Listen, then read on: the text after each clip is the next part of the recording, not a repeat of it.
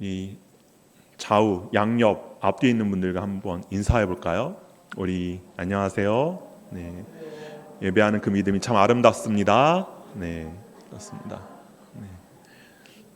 하나님께서 우리들의 이 예배하는 모습을 또 그 마음들을 기쁘게 받아주시고 또 아름답게 보아 주실 줄 믿습니다. 여러분들은 살면서 실수나 잘못을 해보신 적이 있으시죠? 있으신가요? 있으시죠? 네. 우리는 살면서 참 다양한 실수와 잘못들을 합니다. 그런 실수나 잘못을 하였을 때 우리는 어떠한 모습을 보이나요? 그 실수나 잘못을 하였을 때 이렇게 펜으로 글씨를 쓰다가 잘못 쓰면은 지우개로 지우거나 아니면 수정 테이프로 지우고 다시 쓰겠죠. 네, 다시 씁니다. 요즘엔 컴퓨터로 글을 많이 쓰니까 컴퓨터로 이렇게 글을 쓰다가 틀리면 이렇게 지우는 키를 눌러서 타타타 눌러서 그 글씨를 다시 지우고 다시 쓰기도 합니다. 이렇게 쉽게 고치고 또 수정이 가능한 경우들이 있는가 하면 또 쉽게 참 고치기 어려운 그런 실수나 잘못들도 있습니다. 운전을 하다가 어디에 긁히거나 또 어디에 부딪히거나 하면은 그냥 지우개로 지우거나 컴퓨터에 그 키보드 키를 눌러서 지우는 것과는 또 차원이 다른 수준이 다른 그러한 수정, 고침이 새롭게 하는 것이 필요합니다. 또 다치거나 아프게 되면 치료를 받거나 입원을 해야 되는 경우도 생깁니다. 우리가 뭔가 운동을 하거나 또는 뭐 길을 가다가도 이렇게 넘어지거나 할 수 있잖아요. 그런 실수나 잘못을 하였을 때 우리는 입원을 하고 또 치료를 받게 되는데 그 입원을 하고 치료를 받는 이유가 뭘까요? 왜 그러죠? 왜 치료를 받죠? 아픈 대로 있으면 안 되니까. 왜 안 되죠? 다시 회복되기를 원하는 마음으로 그럴 겁니다. 다시 원래대로 원상복귀를 원하는 마음으로 다시 건강해지기를 원해서.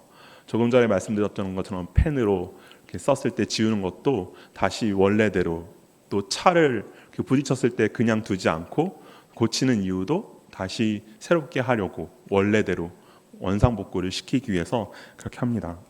우리는 살면서 참 다양한 실수나 잘못을 하고 그것으로 좀 다양한 결과들을 얻는데, 그런데 우리가 실수나 잘못을 하였을 때 우리에게 나타나는 비슷한 공통적인 모습은 그것을 원래대로 돌이키고자, 돌려놓고자 하는 그러한 모습들, 그러한 마음들이 우리에게 있다라는 것입니다. 물론 실수나 잘못을 돌이키기가 참 쉬울 때도 있고 조금 전에 말씀드렸던 것처럼 어려울 때도 있습니다. 돌이키지 못할 만큼 큰 결과를 얻게 될 때도 있습니다. 하지만 우리의 마음은 원래대로 돌아가고자 하는, 원상복구하고자 하는, 돌이키고자 하는 그러한 마음들이 있다라는 것입니다. 그렇다면 우리가 범하는 죄에 대해서는 어떨까요? 이 세상의 법을 어기는 죄가 아니라 하나님 앞에, 하나님 말씀 앞에 범하는 그러한 죄들에 대한 말씀을 드리고자 합니다. 성경적인 죄, 하나님의 말씀을 범하는 죄, 그러한 죄를 범하였을 때 우리는 어떠한 모습을 하고 있습니까? 우리는 그 죄 앞에 어떠한 마음을 가지고 있는지 돌아보면 좋겠습니다. 우리는 어떤 모습이어야 할까? 하나님의 백성인 우리는, 하나님의 자녀인 우리는, 예수 그리스도를 믿는 우리는 어떤 모습이어야 하겠습니까?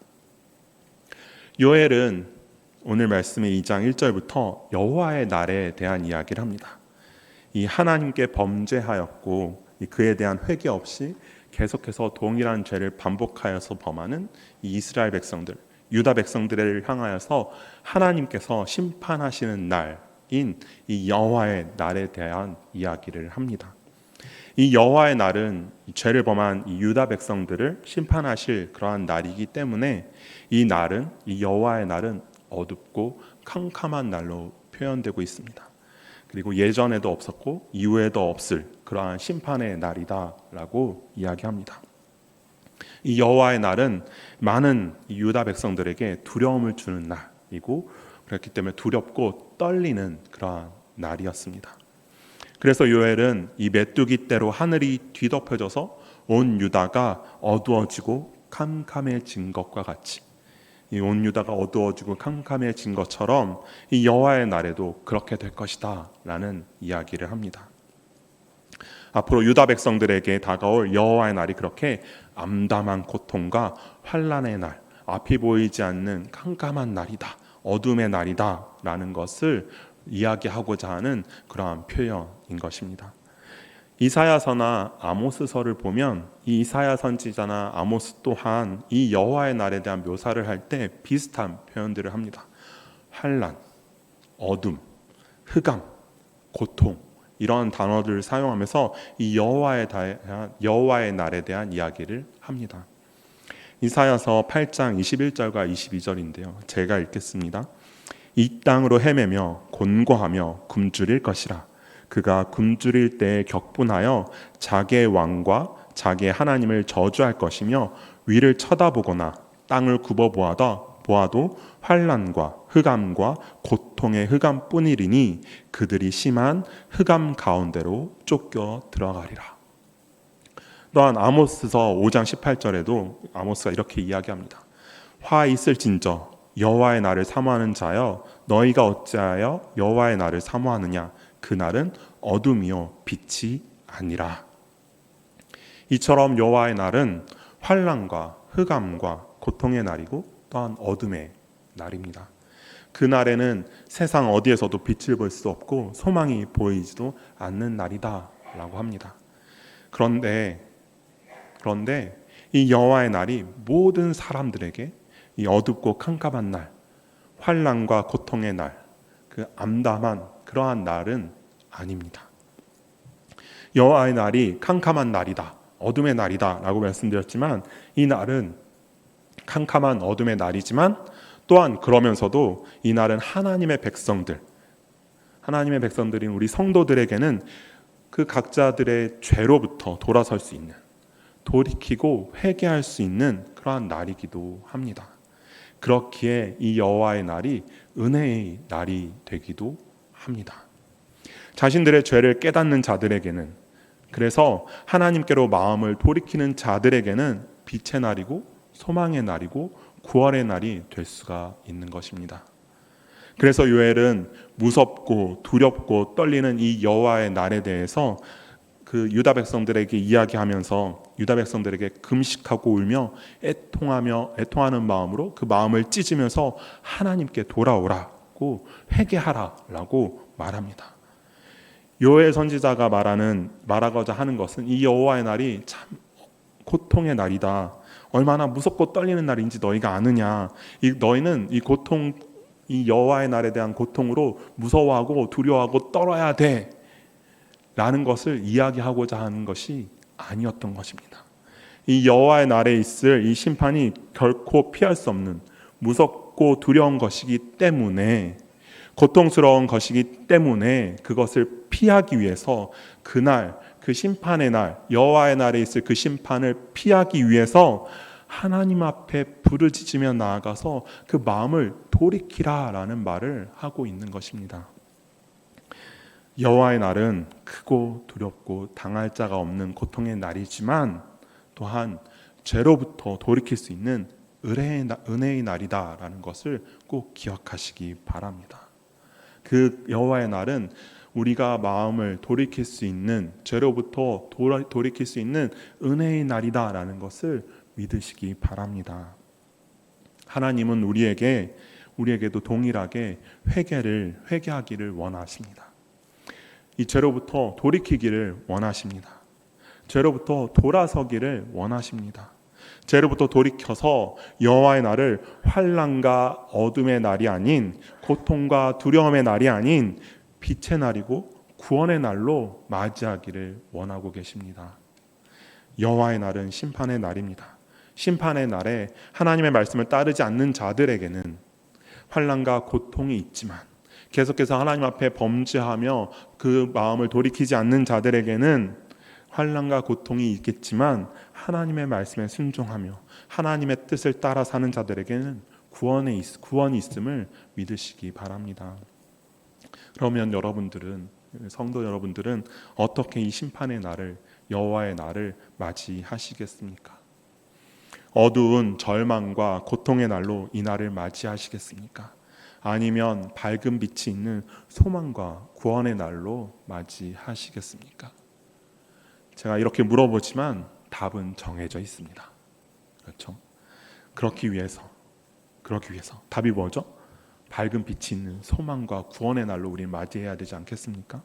그러기 위해서 항상 하나님의 말씀에 순종하며 하나님의 말씀을 따라 살아가는 우리가 되어야 하겠습니다.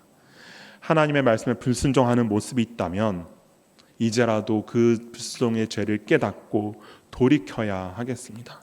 돌이키며 그 말씀에 순종하여서 여호와의 날을, 구원의 날로, 밝은 소망의 날로 맞이해야 하겠습니다. 우리가 우리의 죄를 깨닫고 하나님께서 말씀하시는 대로 그렇게 살아가기 위해서, 이 죄된 삶에서 돌이키기 위해서 우리는 말씀을 가까이 해야 합니다. 말씀을 통해서 우리는 하나님의 뜻을 알 수 있고 하나님의 마음을 알 수 있고 내 뜻과 하나님의 마음이 얼마나 다른지, 또 내가 얼마나 하나님의 뜻을 따라서 살고 있는지, 하나님의 뜻과 마음을 온전하게 알고 그것이 내 마음과 내 뜻과 다르다면 그 마음에 합하도록 우리는 그 하나님 말씀을 통해서 하나님의 뜻을 알고 하나님의 뜻을 따라 살아갈 수가 있습니다. 내가 얼마나 하나님의 뜻과 다르게 살아가는지 깨닫아 알게 된다면, 말씀을 통해서 말씀을 가까이 하면서 내가 하나님의 뜻과 얼마나 다른지 깨달아 알게 된다면 우리가 그 다른 것을 깨닫고 그 하나님의 마음에 합한 대로 살기 위해서, 그 말씀을 따라 살기 위해서 노력할 수가 있는 것입니다. 그렇기 때문에 우리는 항상 말씀을 가까이 해야 한다라는 것입니다. 하나님께서는 하나님의 백성들에게 이렇게 살라, 너희는 내 뜻을 잘 알고 내 뜻을 따라 살아야 돼, 그러니까 이게 내 뜻이야, 그러니까 이렇게 살아 라고 하면서 우리에게 말씀을 주셨습니다. 우리가 그 말씀 앞에 섰을 때 우리는 내가 하나님의 말씀을 잘 따르는, 하나님의 말씀에 순종하며 살아가는 참된 하나님의 백성인지, 아니면 하나님의 말씀에 불순종하면서 하나님의 뜻과 다르게 살아가는지를 알 수가 있습니다. 우리 성도 여러분들은 어떠신가요? 말씀 앞에 한번 우리 자신을 이렇게 비춰보면 좋겠습니다. 말씀 앞에 한번 서보면 좋겠습니다. 그때 나의 모습은 어떤가요? 말씀 앞에 선 나의 모습, 그 하나님의 마음과 뜻에 합하게 살아가고 있는지, 혹은 그 하나님의 말씀과 얼마나 다르게 살아가고 있는지, 우리 한번 나 자신의 모습을 말씀 앞에 비춰보면 좋겠습니다. 혹시 오래전에 유행했던 노래 중에 이런 노래가 있습니다. 가요입니다. 네, 아주 오래전에 제가 초등학교 때에서 중학교 때 이 사이에 나왔던, 아주 얼마 안 된 오래전에 있었던 가사인데요. 그대 앞에만 서면 나는 왜 작아지는가. 다들 아시죠? 네. 저는 이 노래 잘 모릅니다. 네. 앞뒤 가사는 전혀 모르고 딱 요 가사만 알고 있습니다. 그대 앞에만 서면 나는 왜 작아지는가. 그래서 여기서 말하는 그대가 저는 뭔지는 잘 모릅니다. 그냥 요 가사만 알고 있습니다. 제가 이 노래를 모르는데, 이 가사를 모르는데, 이 그대라는 요 단어에 하나님이라는 단어를 딱 넣으면 제 모습이랑 너무나도 닮아 있습니다. 하나님 앞에만 서면 나는 왜 작아지는가. 하나님 앞에만 서면 저는 제가 한없이 작아지는 것을 느낍니다. 부족하고 나약한, 연약한 죄인의 모습. 그리고 이 하나님 앞에, 이 하나님 대신에 또한 하나님의 말씀을 넣어도 똑같습니다. 하나님의 말씀 앞에 섰을 때도 저는 동일한 모습입니다. 그 어느 것 하나 제대로 지키는 것 없고, 따르는 말씀 하나 없고, 그 어느 것 하나 지키기 쉬운 말씀 없는, 그래서 그 말씀 앞에서 한없이 작아지는 연약한 죄인이 된 저의 모습을 보게 됩니다. 그런데 이때 우리는 돌이켜야 하는 것입니다. 내가 말씀 앞에 섰을 때 그 말씀을 통해서 나 자신이 연약한 자인 것을, 죄인인 것을 깨달으면, 그래서 내가 말씀대로 살아가지 못하는 그런 모습이 있다라는 것을 깨달으면 그때 우리는 돌이켜야 하는 것입니다. 회개해야 하는 것입니다. 회개는 그냥 용서를 구하는 기도에 머무른 것이 아니라 우리들의 삶의 모습이 완전히 변화되어지는, 돌아서는 그러한 것까지를 이야기합니다. 기도와 함께 삶을 돌이켜서 이제는 더 이상 죄를 짓지 않는, 그래서 말씀대로 살아가는 그러한 모습들이 우리 성도들에게 있어야 한다라는 것입니다. 그리고 이것이 은혜입니다. 말씀 앞에서 우리의 죄를 깨달을 수 있다라는 것이 은혜인 것입니다. 평생 죄를 깨닫지 못하고 말씀을 보아도 말씀을 통해서 아무런 감흥도, 아무런 깨달음도 얻지 못한다면, 그래서 감동이 없고 깨달음이 없고, 그래서 죄를 깨닫지 못하여서 돌이키는 그런 모습들이 없다면 이보다 더 안타까운 모습이 어디 있겠습니까? 하나님은 하나님의 백성들에게 말씀을 주셨고 이 말씀을 통해서 죄를 깨달을 수 있는 은혜를 허락하십니다. 그리고 죄를 깨달은 이들에게는 돌이킬 수 있는 은혜를 허락하셨습니다. 이 은혜를 주신 것에 감사하고 기뻐하는 우리가 되기를 원합니다. 그런데 이 죄를 깨닫게 하시려고만 말씀을 주신 것은 아닙니다. 말씀을 통하여서 우리가 하나님의 백성이 되는 것, 하나님의 사랑을 받고 있다라는 것, 복음, 우리가 하나님의 자녀로서 하나님의 사랑을 받고 있다는 이 많은 것들을 주셨습니다. 우리가 말씀을 통해서 죄에만 집중하지는 않았으면 좋겠습니다. 하지만 제가 말씀드리고 싶은 것은 말씀을 통해서 우리는 우리의 모습을 깨달을 수 있다라는 것입니다. 말씀대로 살아가고 있는지 그렇지 않은지를 우리는 말씀을 통해서 깨달을 수 있고, 그것을 깨달았을 때 그 깨달은 대로 돌아서는 우리들의 모습이 있어야 하겠습니다. 또 이 말씀을, 우리가 말씀 앞에 서야 하는데 말씀을 보면서 계속해서 다른 사람들을 그 말씀 앞으로 밀어넣는 모습이 우리에게 없었으면 좋겠습니다.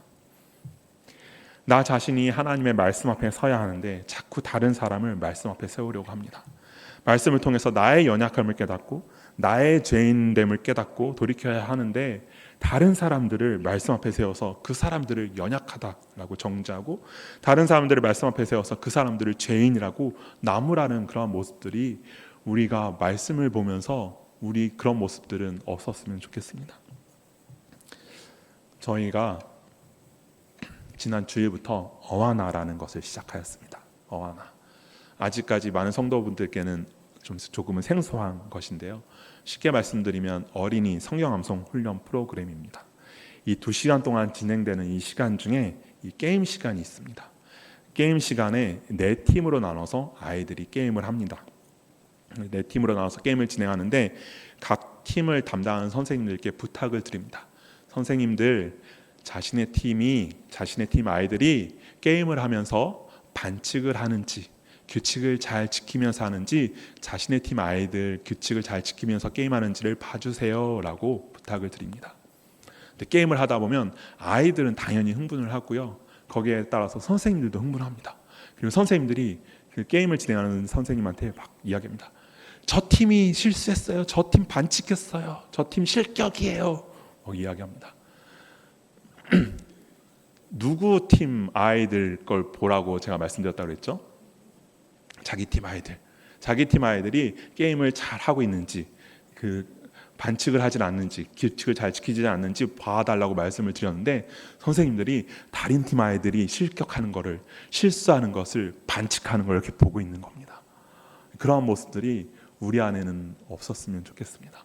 이 말씀을 다른 사람들에게 다른 사람들을 그 말씀 앞에 넣어서 다른 사람들을 정죄하는 것이 아니라 나 자신을 말씀 앞에 세워서 내가 그 말씀을 잘 따르고 있는지, 내가 그 말씀을 따라서 잘 순종하고 있는지, 우리 자신을 말씀 앞에 세우는 우리의 모습들이 있기를 바랍니다.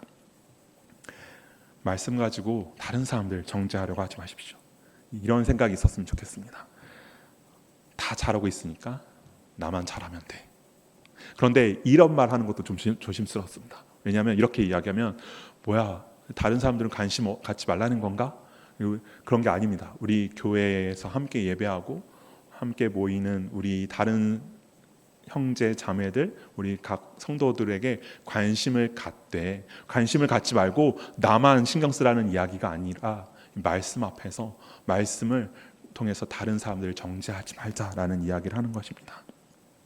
함께 믿는 교회의 형제요 자매들이 어떻게 살든지 관심을 갖지 말고 나만 잘 살자, 이런 마음을 갖자는 것이 아니라 무슨 말씀드리는지 다들 아시겠죠? 네, 아실 거라고 믿습니다. 말씀 앞에 나를 비추어 보고 내가 그 말씀을 얼마나 잘 따라 살아가는지, 이렇게 말씀 앞에 나를 세웠을 때 우리는 우리의 죄를 깨닫고 죄로부터 돌이켜서 말씀대로 살아갈 수가 있는 것입니다. 말씀 앞에서 돌이킬 수 있는 그러한 은혜를 경험할 수 있습니다. 말씀 앞에 나를 세워서 내가 돌이킬 수 있는, 내가 돌아갈 수 있는 그 은혜들을 경험하는 우리 수원명성교회가 되기를 간절히 소망합니다. 우리가 우리의 죄를 깨닫고 돌이킬 수 있는 그 은혜의 날이기 때문에 이 하나님의 심판을 경고하는 이 여호와의 날은 또한 하나님의 자비하심을 경험하는 날이기도 합니다. 하나님께서 이 요엘 선지자를 통하여서 여호와의 날에 대한 이야기를 반복해서 이 유다 백성들에게 하시는 이유가 무엇일까요? 물론 이 하나님의 백성들이 하나님께 죄를 지었기 때문입니다. 당시 하나님의 백성인 이 유다 백성들이 이 그들의 믿음이 무너져서 더 이상 하나님을 하나님으로 인정하지 않고, 그래서 하나님의 심판에 대한 아무런 자각도 하지 못하고 있었습니다. 그래서 하나님께서는 그러한 죄로 가득한 이 유다 백성들을 그냥 심판하셔도 됐습니다. 경고하지 않고 죄를 지었으니 그냥 심판하셔서 그들을 멸하셔도 되었을 것입니다. 아니면 경고 한번 하시고 너희 잘못했어 조심해 하시고 또 죄를 지었을 때 그냥 벌하셨어도 됐을 것입니다. 그런데 계속해서 반복적으로 요엘 선지자를 통해서 그들의 죄를 이야기하십니다. 그리고 계속해서 경고의 말씀을 하십니다. 왜 그러셨을까요? 그 이유는 그들이 제발 그들의 죄를 깨닫기를 원하셨기 때문입니다. 그들이 자신들의 죄를 깨닫고 돌이키기를 원하는 그런 마음이 있으셨기 때문입니다. 하나님께서는 그들을 비록 죄인이지만, 죄로 가득한 그들이지만 사랑하셔서 사랑하는 그들에게, 하나님의 백성들에게 자비를 베푸시는 그 자비하신 그 하나님의 마음이 있었기 때문입니다.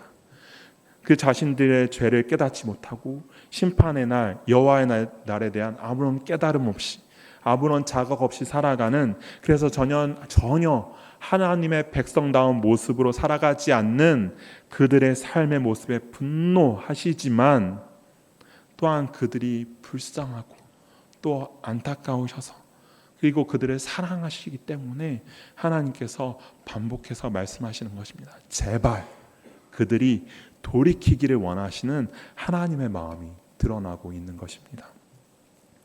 하나님의 이 자비하신 마음은 이 시대의 하나님의 백성인 우리들에게도 동일합니다. 하나님께서는 하나님의 자녀인, 하나님께서 사랑하시는 하나님의 자녀인 우리들에게도 동일한 마음을 갖고 계십니다. 그렇기 때문에 우리에게도 자비를 베푸십니다.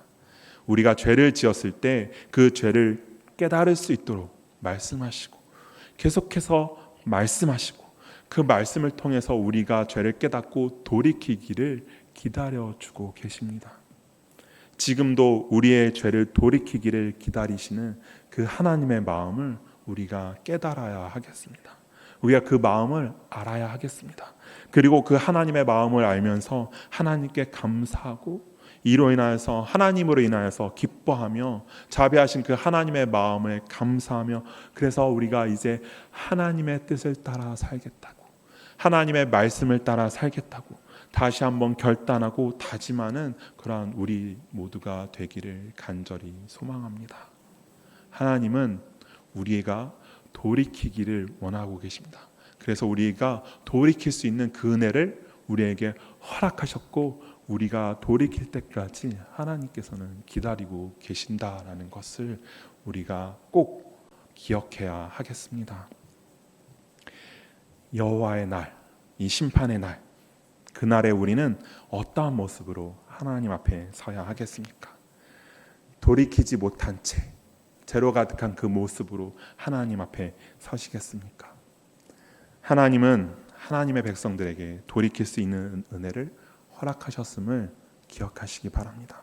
그래서 날마다 말씀 앞에 나를 세우고 말씀 앞에 나를 비추어서 말씀을 통해서 나의 연약함을 깨달을 때, 말씀을 통해 나의 죄를 깨달을 때 마음을 돌이켜서 죄로부터 돌아서서 하나님께로 가는 그런 우리 모두가 되기를 간절히 원합니다.